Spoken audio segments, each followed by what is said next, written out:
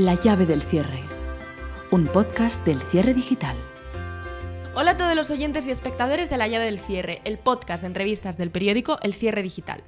Hoy arrancamos tercera temporada y lo hacemos con la sexóloga Ana Lombardía, que además nos ha traído su libro Hablando con ellos, la sexualidad de los hombres hetero. Así que no os lo podéis perder y os recordamos que tenéis disponible cada lunes a las 10 de la mañana un nuevo episodio del podcast La llave del cierre en las plataformas YouTube, Spotify y Podimo. Hola, ¿qué tal, Ana? ¿Cómo estás? Oye, un placer estar aquí contigo. Un placer que hayas podido venir. Pues sí, oye, un gustazo, qué bien. Bueno, como te hemos comentado antes, fuera de cámara, para hacer la batería de preguntas de tu entrevista hemos hablado con muchísima gente, porque la sexología y la sexualidad es un tema que le gusta a muchísima gente y que le interesa a muchísima gente, pero muy poco se conoce realmente sobre este ámbito. Entonces, la primera pregunta que te quiero hacer es sobre un estereotipo, un mito que ha corrido a lo largo de los años, y es que muchas veces a las mujeres, por ejemplo, nos duele la cabeza, tenemos la regla, y eso es porque se supone que no queremos tener relaciones sexuales. Pero en este caso ha corrido también el rumor de que muchas veces es a los hombres a los que no les apetece tener relaciones sexuales. Es que a todos en un momento dado nos puede apetecer no tener deseo. Parece que esto es una cosa como muy tradicionalmente de mujeres, pero no tiene por qué. Es lo que te comentaba antes. Claro. A ver, sí que es cierto que hay una diferencia en cómo vivimos los hombres y las mujeres la sexualidad. Hay una diferencia, pero no tanta, ¿no? Es como, sí que es cierto que los hombres va a ser más probable que tengan más deseo sexual, ¿no? Por la parte biológica, por la parte genética, que eso está ahí. Y las mujeres, nuestro deseo sexual depende más del ciclo menstrual en el que estemos, es decir, durante los días de ovulación va a ser más probable que tengamos más deseo sexual, y luego el resto del ciclo, digamos que el sexo nos va a apetecer siempre y cuando sea como algo muy apetecible, ¿no? Esto es como la comida. Claro. Tú puedes comer por hambre o puedes comer porque algo es tremendamente apetecible. Pues los días de ovulación, digamos que comemos por hambre, y el resto del ciclo comemos cuando nos presentan un postre estupendo. ¿Por qué no? Porque ya no tengo esa necesidad como tal, ¿no? Muchas veces. Entonces ahí cambia. Pero luego hay otros muchos más factores, es decir, el estrés, el cansancio, las preocupaciones, la personalidad de cada uno, ¿no? Hay gente que tiende a tener más deseo sexual que otros, pero que esto desde luego no es exclusivo de las mujeres, ni muchísimo menos. Y respecto a esto que te acabo de contar, ¿tú consideras que los hombres se cansan de tener sexo con la misma persona? Claro, a ver, mira, el deseo sexual sí que es cierto que se alimenta mucho de la novedad y de la no disponibilidad, ¿no? Eso está clarísimo. Entonces, cuando tú tienes, por ejemplo, una pareja más de largo recorrido, ¿no? Que es con la que mantienes siempre relaciones sexuales, ese factor de novedad y disponibilidad pues disminuye considerablemente, eso está clarísimo. Y eso nos pasa a todos, tanto a hombres como a mujeres. Tampoco es una cosa que sea únicamente patrimonio de los hombres, pero sí que es cierto que con buena comunicación, teniendo buenas dinámicas en la relación de pareja y tal, se puede tener una buena vida sexual toda la vida, ¿no? Sí que es cierto que no todo el mundo tiene la misma química, que no todo el mundo consigue tener esa conexión, ¿no? De alguna manera, pero sí que es cierto que eso se puede trabajar de alguna manera, ¿no? Has hablado de buena comunicación, pero me ha llamado la atención de lo del tema de la novedad respecto a que los hombres muchas veces se cansan. Bueno, es que no me atrevería a generalizar de hombres, sino que se cansan de tener sexo con una misma persona a lo largo de los años. Me llama mucho la atención esto que has dicho. A ver, es que al final, mira, por ejemplo, en las relaciones de pareja, cuando tu pareja siempre es la misma, digamos que ya la doy por sentada, ya sé cómo es, pero en realidad tenemos que ir un poquito más allá, es decir, que las personas estamos cambiando todo el rato, ¿no? Entonces a veces se nos olvida el seguir conociendo a mi pareja a lo largo del tiempo, ¿no? Y buscándola de otra manera y encontrando otros pequeños detalles, esos cambios de que antes ya no es como ahora, ¿no? Es como... Y eso me hace mirar a mi pareja con otra visión, ¿no? Con más curiosidad, buscándola de otra manera. Y eso puede alimentar la novedad a lo largo del tiempo, ¿no? Y por supuesto que no va a ser como al principio, pero no pasa nada. Es decir, que también lo que tenemos que quitar es esta idea de que el sexo, el bueno de verdad es el que cuando me acabo de conocer, que tengo 20 años, estoy enamorada y con las hormonas hasta arriba. Pues no. Es decir, el sexo va cambiando a lo largo de la vida y no significa que sea peor. Va a ser diferente. Claro. ¿Cuál crees, Ana, esto es otra pregunta que te quiero hacer, qué es la diferencia respecto al deseo entre hombres y mujeres? Porque, te pongo un ejemplo, a las mujeres nos gusta sentirnos deseadas, generalmente. A los hombres, en este caso, y te pongo un ejemplo que es general, Por ejemplo, los hombres, el 99% hacen uso de la prostitución, del sexo de pago, pero es que en ese caso los hombres mantienen relaciones sexuales y fin, pero a las mujeres nos gusta sentirnos deseadas. Entonces esa es la pregunta, ¿cuál es la diferencia respecto al deseo entre hombres y mujeres, Ana? Yo es que creo que en ese aspecto a los hombres también les gusta sentirse deseados. Uh-huh. Eso es fundamental. Esto de tener solo sexo y ya, en realidad no existe, tampoco para los hombres. Es decir, cuando tú te acuestas con alguien, da igual si seas hombre o mujer, te acuestas con otra persona. No es solo un cuerpo de hola, vamos a tener genitales, contacto. No, claro. O sea, hay mucho más. Y los hombres también. Sí que es cierto que hay gente que se para más o menos, hay gente que necesita tener más confianza, más complicidad, claro, más intimidad, pero nunca es solo sexo. Ni para hombres ni para mujeres. Tampoco podemos compararlo con el tema de la prostitución. La prostitución no es sexualidad. Claro. La prostitución es comprar un cuerpo. Justo. Pero la otra persona ni te desea ni nada por el estilo. Y en la mayor parte de los casos ni siquiera está consintiendo. Claro. O sea que no es sexualidad tampoco. Entonces no podemos decir, no, es que los hombres da igual lo que se les ponga por delante. No. Claro. Los hombres también necesitan de ese contacto y también necesitan de esa intimidad y de esa conexión, porque son humanos, ¿no? Claro. No podemos pretender que a veces tenemos un discurso como que no, es que los hombres tal, está en su naturaleza y es que ellos no lo pueden evitar. Y es como, claro. Pues igual no, ¿sabes? Igual no va de esto. Otra de las cosas que nos ha llamado la atención de gente con la que hemos hablado y que más hemos visto que lo sufre la mayoría de la gente con la que hemos hablado antes de hacerte la entrevista, es que mucha gente se siente culpable en el sexo, de no cumplir ciertas expectativas, y generalmente siempre son mujeres. Sí, bueno, es que la culpa en general es como una emoción muy inherente a las mujeres, ¿no? Claro, o sea, pero, por ejemplo, una de las cosas que más me han dicho es, me siento culpable por no llegar al orgasmo. Y la pareja o esa persona con la que estoy manteniendo relaciones sexuales como que ejerce cierto egoísmo sobre mí porque yo no he terminado, él ha terminado y se acabó. Entonces, eso a la mujer le hace sentirse culpable. O sea, mucha gente con la que hemos hablado nos lo ha confirmado. O sea, la mayoría, vamos. Sí, pero es que eso es una emoción muy frecuente, ¿no? Y es como... Y la culpa viene del soy rara, soy diferente, claro, o me pasa algo, o le estoy rota, ¿no? Pues porque no he llegado al orgasmo, o porque no tengo ganas, claro, o porque no le doy a mi pareja lo que se supone que debería darle, no estoy cubriendo su necesidad de sexo, no claro. Tal. Y ahí es donde viene toda esa culpa, que la culpa viene pues por un miedo al que no me quieran, o al que me dejen, o a que se vaya con otra, ¿no? Normalmente. Pero claro, al final la culpa, en la mayor parte de los casos, suele ser una emoción que no sirve para mucho, ¿no? Claro. Normalmente en el sexo es que sentirse culpable, o sea, es que me parece terrible, porque o el miedo, el sentir miedo por tener sexo, pero lo de la culpabilidad es una cosa muy recurrente que nos ha dicho muchísima gente. Sí. ¿A qué crees que se debe, Ana?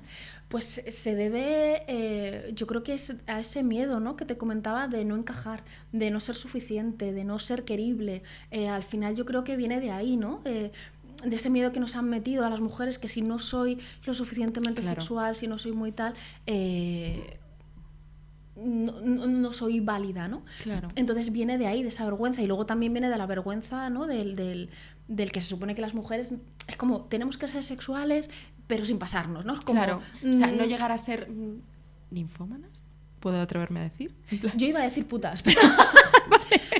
Claro, no, es que siempre el discurso suele ser por ahí, ¿no? Es como, tú tienes que ser muy abierta sexualmente, pero no te pases de guarra, no te pases de... ¿no? Sí, o sea, ¿dónde está el límite? Claro, es que es imposible. Es que no, es imposible fijar el límite de ser menos sexual o ser más sexual. A mí me pasa realmente, y te hablo en primera persona. Sí. ¿Cuándo eres más sexual y cuándo eres menos sexual? O sea... Es que no se puede, porque siempre te van a castigar por algún lado. Claro. Por serlo de poco, por serlo de mucho, nunca no hay un estándar que esté bien para las mujeres, claro, en este aspecto, porque es que no hay ninguno. Entonces, pues te vas a sentir culpable si sientes, claro, mucho placer, porque eso pasa también, ¿no? Mujeres que se lo pasan genial en la cama y que tienen al chico ahí asustadísimo, claro, porque, oh Dios mío, que esto, claro, no me lo esperaba, y viene la culpa porque es que disfruto demasiado. Y, claro, es como, pero de verdad. Y luego pues sí, viene la culpa por no ser tan sexual y por, claro, ser, como generalmente se dice coloquialmente, una estrella de mar, y no, sí, vivir el sexo como se supone que se debe de vivir. O sea, es que es todo una pescadilla, sí, que se muerde la cola. Ana, otra de las preguntas que te queremos hacer y que nos llama mucho la atención es ¿cómo crees, bajo tu opinión personal, que influye la infancia que ha vivido cada uno a la hora de tener relaciones sexuales? Porque, por ejemplo, una persona que ha sufrido desgraciadamente abusos sexuales en su infancia, pues no vive la sexualidad de la misma manera o directamente rehuye de mantener el acto sexual. ¿Cómo crees que influye? Claro, es que, mira, hay gente que ha vivido cosas tremendas en su infancia, Claro. por ejemplo, con respecto a la sexualidad, que no les afectan en absoluto luego en su vida adulta, porque lo han recolocado, es decir, Claro. que no depende tanto del suceso en sí, sino de cómo luego la persona lo ha podido colocar, ¿no? Hay gente, por ejemplo, que ha tenido una educación muy religiosa, muy represiva con respecto a la sexualidad, pero luego, yo qué sé, se ha juntado con otros compañeros que lo ven de otra manera, otro entorno, que ya no es solo el entorno, por ejemplo, del colegio o familiar. Claro. Los amigos que he tenido, el acceso a ciertos libros que he tenido, y a cada uno o la personalidad de cada uno influye de maneras muy distintas. Sí que es cierto que si has tenido una buena educación sexual, te has criado en un ambiente más libre en ese aspecto, pues hay más probabilidades de que luego puedas disfrutar de tu vida sexual de adulta. Plenamente. Otra de las preguntas, Ana, que te queremos hacer es, y esto es una que llama muchísimo la atención y que no todo el mundo lo vive de la misma manera, es, para ti, ¿cuántas veces hay que mantener sexo a la semana? ¿Cuál es el porcentaje idóneo? Porque vamos, esto es mucho, poco, el sexo es súper importante, para mí no es importante, esto es algo que es, tema de debate a full. Sí. Mira, esta conversación la tenía ayer con una pareja que son súper jovencitos, ¿Sí? que dices, pero madre mía, pues igual tienen, no recuerdo, 25 años, ponte, Sí. muy jóvenes. Y súper emperrados en que necesitaban saber exactamente, porque, claro, si no, ella efectivamente volvía a sentirse culpable si creía que tenían menos. Volvemos a lo del tema de la culpabilidad. Volvemos a la culpa de las narices. Y es que, como ya te imaginarás, que te voy a decir, no hay una cifra exacta. Sí. Es decir, al final depende mucho de cada persona, de cada pareja, del momento en el que se encuentre esa relación, Claro. o del momento en el que se encuentre cada persona. Es decir, que hay épocas en las que estamos todo el día, dale que te pego, y hay otras en las épocas que no. Y yo les hablaba, ¿no? Y digo, es que, chicos, es que si pasado mañana os da por tener hijos, vais a estar probablemente 3 meses sin absolutamente nada, incluso hasta 3 años, hasta que la crianza se asiente y tal, porque vuestra prioridad va a ser el bebé. Claro. ¿Significa que vuestra relación está mal? Pues no, significa que ahora mismo eso está en un segundo plano, ¿no? Claro. O tienes una época de estrés, o un pico de trabajo, o exámenes, yo qué sé. Estás ¿no? enfermo. Es O que estás realmente enfermo. es que, en relación a eso de las parejas que tienen hijos, es otra pregunta que a mí me han dicho mucha gente. Hásela. ¿Por qué las parejas que tienen hijos, o sea, definitivamente la vida sexual disminuye? Obviamente los hijos te quitan tiempo para, obviamente, mantener esa vida sexual que a lo mejor mantenías al principio, cuando tú conoces, hablabas antes del enamoramiento. ¿Y por qué crees? ¿Y qué soluciones das o qué consejos das a ese tipo de parejas que han aparcado su vida sexual? A ver, mira, yo creo que al principio es normal. Es decir, hay un nuevo miembro de la familia que requiere de un montón de cuidados, de un montón de atención. Y la sexualidad no es que desaparezca, es que cambia de forma. Claro. La sexualidad ahora está dirigida al bebé, en forma de cuidados. Y esto es como, la sexualidad con el bebé. Pues sí, la sexualidad con tu bebé, porque tú le cuidas, tú le mimas, y eso es sexualidad. Claro. Entonces está dirigida a otro lado. Y si duermo poco y encima tengo que trabajar y conciliar y tal y no sé qué, pues esa parte queda relegada a un segundo plano. Y ahora la relación con la pareja es distinta, también va más encaminada a la parte de los cuidados del uno al otro, del otro al uno, de los dos hacia el bebé. Claro. Y entonces cambia también la dinámica de la relación de pareja durante un tiempo. Hay gente que más, hay gente que menos, hay gente que hasta los 3-4 años no empieza a retomar esa parte. Y eso está bien, no es como, no, es que yo debería estar haciendo no sé qué. Es como, mira, no, es que ahora estás en otra etapa y no pasa nada. Viene otra vez la famosa culpa. La culpa está presente siempre, o sea, es que es impresionante. Claro. O sea, y es que generalmente, o sea, eso es algo que me ha llamado muchísimo la atención de todas las personas con las que hemos hablado, es que generalmente las sentimos las mujeres. Sí. Es que generalmente somos nosotras las que nos sentimos culpables, porque cuando tenemos hijos, o sea, tenemos que, toda la atención va para ellos y tenemos que también mantener nuestra vida en pareja, pero también tenemos que estar perfectas, o sea, es que todo para nosotras. Entonces, o sea, eso es lo que te preguntaba a esas parejas que su vida sexual está en decadencia, o sea, realmente, ¿qué consejos le darías? Yo es que lo primero que se haría sería quitar la palabra decadencia. Es decir, estás en otro periodo de la vida y no es que tu vida sexual haya desaparecido, es que estás en otro momento y lo tenemos que aceptar como tal. No podemos tener ese nivel de exigencia. Se puede tener todo, pero no todo a la vez.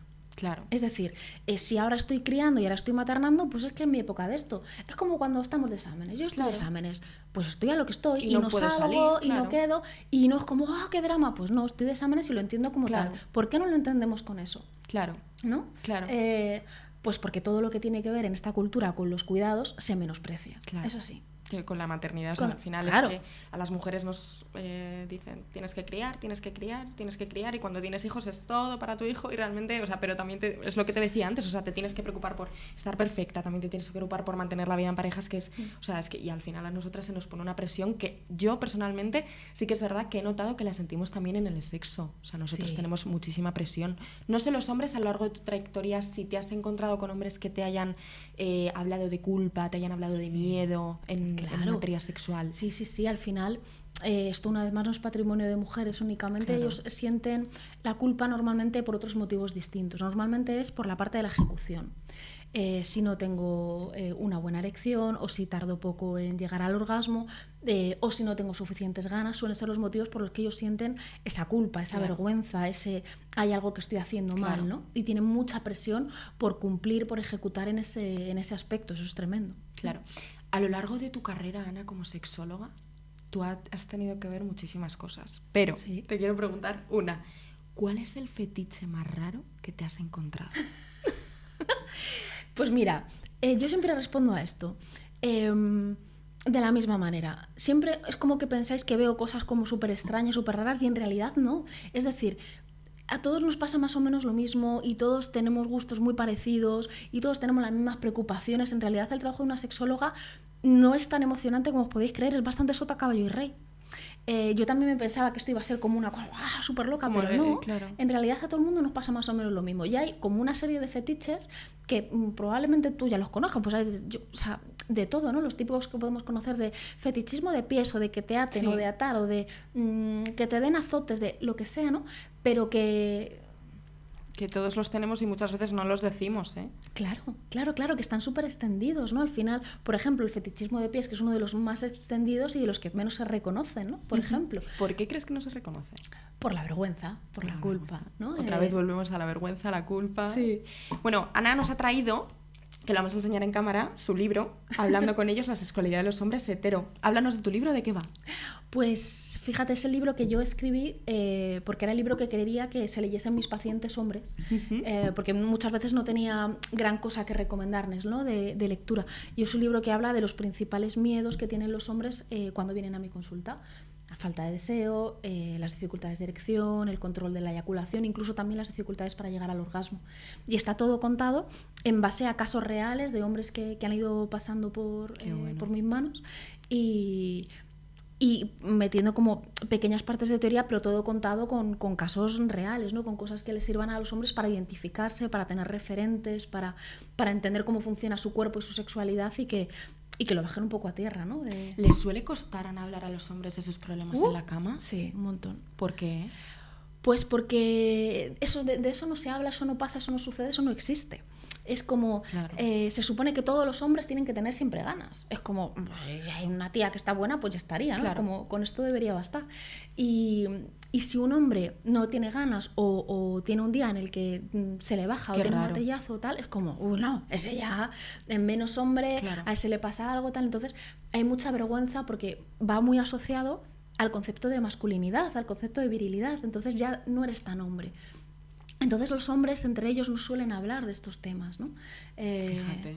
Claro, ya cada vez se empieza a hablar un poco más, ¿no? Pero lo más habitual es que no lo hablen. Entonces, normalmente cuando vienen lo sabe su pareja, porque estaba allí, y yo, ¿no? Y ya está. Y no se lo han contado a nadie más. Y es como, pero madre mía, es una carga tremenda. Fíjate que nosotras somos más abiertas al hablar de temas sexuales con amigas o incluso con familia, pero ellos realmente en un grupo de amigos, o sea, si dicen, pues el otro día tuvo un gatillazo, pues a lo mejor van, en vez de a recibir apoyo, tío, no te preocupes y tal, a lo mejor reciben, es que eres un flojo, es que eres... Y la risa, ¿no? Claro, y la risa, y la burla. Y volvemos otra vez a la vergüenza y a esa culpa. Sí. Bueno, Ana, otra de las secciones del podcast que hemos hecho es un juego de palabras. En este caso vamos a hacerte un ¿qué preferirías? Para que te mojes un poquito. Venga, vale. El primero que te vamos a hacer es ¿qué preferirías? ¿No volver a tener sexo durante el resto de tu vida o no volver a comer lo que te gusta durante el resto de tu vida? Ay, yo creo que la comida. Quitaría la comida. Me quedaría con el sexo y quitaría la comida. Sí, también estoy de acuerdo. Sí. Pero un ejercicio racional, ¿eh? Porque... es decir, a ver, Ana, piensa. La segunda que te voy a hacer, Ana, es encontrar el amor y tener sexo, y no tener sexo, perdón, o nunca encontrar el amor y tener el sexo que quieras. El amor. Me quedaría con el amor. El amor. Interesante. Y la tercera es, Ana, ¿sorprender a tus padres teniendo sexo? ¿O que te sorprendan tus padres teniendo sexo? Que me sorprendan a mí. Hemos pensado, yo creo que todos lo mismo. Sí. Muy buena tirada. Ana, para finalizar este programa, lo que queremos es que te mojes un poquito en una pregunta un poco polémica. En este caso te quiero hablar de unas declaraciones que ofreció la exministra de Igualdad en 2022, Irene Montero, sobre el hecho de que los menores tenían que descubrir su cuerpo desde una temprana edad, y lo que queremos preguntarte es a qué edad, bajo tu criterio, tienen que empezar los menores a descubrir su cuerpo, a relacionarse, a vincularse con la sexualidad, que es algo muy natural, pero a qué edad crees que debe ser recomendable. Es que esto es desde los 0 años. O sea, claro. Normalmente a un bebé, en cuanto le quitas los pañales, se empieza a descubrir los genitales y ya se toca. Claro. Eso ya es sexualidad. Claro. No significa que les vayamos a incitar y no, tócate. Pues no tendría ningún sentido. Claro. Pero es que eso ya es sexualidad. En el momento en el que se tocan, se descubren, empiezan a conocer su cuerpo, el cuerpo de los demás, miran a su madre, a su padre, a sus hermanos desnuditos. Eso ya es sexualidad. Entonces les tenemos que explicar qué es eso. Claro. ¿Qué es esta parte de tu cuerpo? ¿Cómo funciona? ¿Para qué sirve? ¿Por qué notas lo que notas? O quién puede acceder a ello, ¿no? Claro. ¿Quién se puede acercar a ti? ¿Quién te puede hacer comentarios sobre tu cuerpo? ¿O qué comentarios puedes hacer sobre el cuerpo del otro, ¿no? ¿Qué puedes tocar, qué no? Y eso ya es educación sexual, ¿no? Claro, es que esas declaraciones fueron muy polémicas porque, claro, mucha gente lo vinculó con la pornografía, con que los menores mantuvieran relaciones sexuales a una temprana edad cuando no les correspondía, y eso un poco se utilizó como debate político, pero realmente yo creo que es muy lícito lo que tú has dicho de que los menores tienen que descubrir su cuerpo. Sobre todo, una de las declaraciones que decía la exministra de Igualdad era para ser conscientes de si están sufriendo violencia sexual. Entonces yo creo que eso es muy relevante también, ¿no? Claro, a ver, es que les tenemos que educar en que su cuerpo es suyo, de nadie más, y quién puede tener acceso y no, y cómo y también que aprendan a respetar el cuerpo de los demás, ¿no? Y yo creo que eso es fundamental, que puedan tener ese conocimiento y que les podamos educar en eso. Yo creo que eso es fundamental. O sea, tiene que haber una educación sexual adaptada al momento vital de cada niño y de cada niña, ¿no? No podemos hablarle de lo mismo a un chaval de 6 años o de 12 que a uno de 18, porque obviamente. No es lo mismo, claro. No tienen las mismas necesidades. Es fundamental la educación sexual desde el entorno familiar, desde los colegios. Volvemos a la necesidad de aumentar esa educación sexual tan necesaria. Sí. Ana, ¿a quién invitarías a este podcast? ¿A quién invitaría? Sí. Pues mira, yo te podría decir que invitaseis a Susana Iborra, por ejemplo. Pues Susana Iborra, quedas invitada para venir a este podcast. Oye, pues muchísimas gracias, Ana. Ha sido un placer tenerte aquí y esta charla seguro que va a gustar muchísimo y hemos aprendido muchísimo. Muchísimas gracias. A ti. Un placer. Y esto ha sido todo por hoy. Os recordamos que cada lunes a las 10 de la mañana tenéis disponible un nuevo programa del podcast La Llave del Cierre en las plataformas de YouTube, Spotify y Podimo. ¡Os esperamos!